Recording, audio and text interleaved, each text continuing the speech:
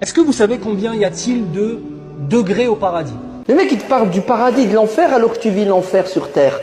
Au lieu de nous parler de la société, des problèmes qu'on vit au quotidien, au lieu de nous parler des pièges du diable d'aujourd'hui, l'imam, il va prendre un livre dans Abdurrahman al-Sulami du 3e, 4e siècle qui parle des pièges du diable qui sont périmés, obsolètes. Les vrais pièges du diable, il n'est même pas au courant. Il faut former nos intellectuels, il faut former nos imams, il faut former ceux qui sont censés former les gens. C'est ça? Pourquoi?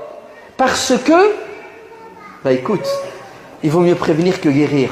Je dois aller à la mosquée, ressortir de la mosquée avec une plus-value intellectuelle et spirituelle qui me permet de mieux comprendre ma société, dans ce cas-là de positif et de négatif, pour ne pas tomber dans le négatif et développer le positif.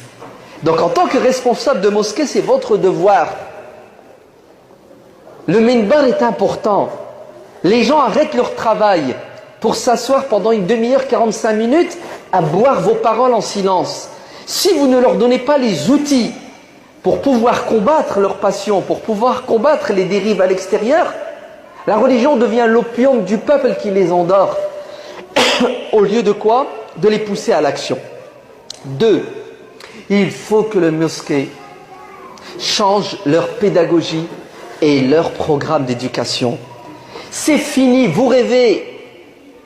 Et entendez-moi, parents, si vous croyez que le fait de déposer votre gosse le samedi, dimanche, à la mosquée, pour qu'il apprenne l'alphabet, l'arabe, des sourates du Coran et de la religion, vous rêvez si vous croyez que ça va éduquer et protéger vos enfants. Si on fait un bilan de 30 ans, c'est un échec. La plupart de nos jeunes, on les a perdus. Il faut évoluer et adapter nos outils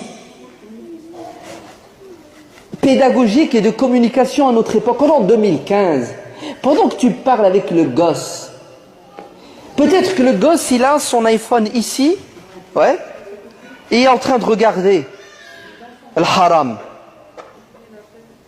Même pas, tu es en train de lui parler, il ne t'écoute pas. Tu sais pourquoi il ne t'écoute pas? Parce qu'il n'a pas dormi la nuit. Pas qiyam layl. Alors qiyam satanique.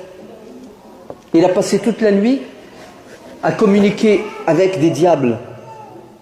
Les gosses arrivent, ils ne sont même pas aptes à t'entendre. Je ne parle même pas de te comprendre.